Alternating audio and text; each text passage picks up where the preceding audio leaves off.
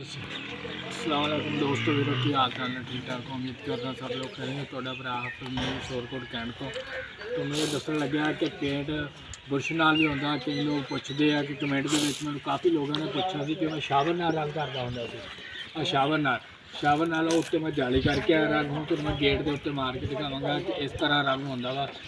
और शावर है ना, शावर दे विच यानी कि इस तरह हूँ मैं तुहानूं पेंट पा के दिखाना।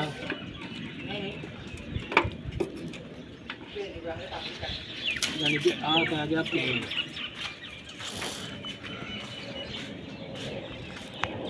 पेंट पा लिया ना, कुछ मेरे को पहले भी पेंट थी इन्हें। जानी कि तुसीं पता की करना वा, यानी कि ना इन्ना मोटा होवे ना इन्ना जानी कि बरीक होवे, जानी कि दरम्याना ये करना। दरम्याना ये तेल पाना ये पा के तो फिर तुसीं इहनूं चालू कर देना।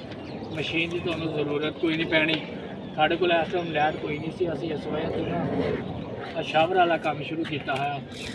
कई लोग यार बड़े परेशान रहते हैं भी यार बड़े तो कितना यार चालू करता है शावर। उन्होंने ये वजह कि यार चलो तो दोस्तों को पता लग जाए यार वाकई यार काम करना मुंडा शावर नाल ही काम हो जाता है। हूँ मैं थोड़े सामने शावर नाल रंग करके दिखाऊंगा। तो मैं ग्रिल भी की है। इदा पेंट पाओ, पेंट पा के तुम काम स्टार्ट करो। कोई मुश्किल नहीं। तो बिजली दे कि बिजली आऊगी तो काम स्टार्ट होगा। नहीं आ देखो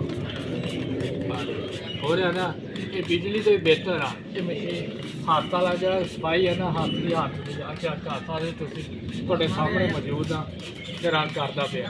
कई लोग कहते थे यार रंग नहीं निकलता। कई काफ़ी लोगों ने पूछा मेरे को, आ देख लो थोड़े सामने मैं रंग कट के दिखा रहा निकलता पाया ना। मेरी वीडियो लाइक शेयर जरूर करो, सबसक्राइबर करो, फॉलो करो। थोड़ा भरा हाफिज़ ने अगले ब्लॉग के तुहानूं दसूगा, अगला प्रोजेक्ट दसूगा। क्योंकि कई लोगों ने पूछा अगे मैं एक बार शावर नाल कीता सी, उन्होंने मैंने ये पूछा सी कि यार ना रंग नहीं निकलता शावर नाल। हम दिखा रहे हैं ना, इतना रंग निकलता बस। ओके हो गया।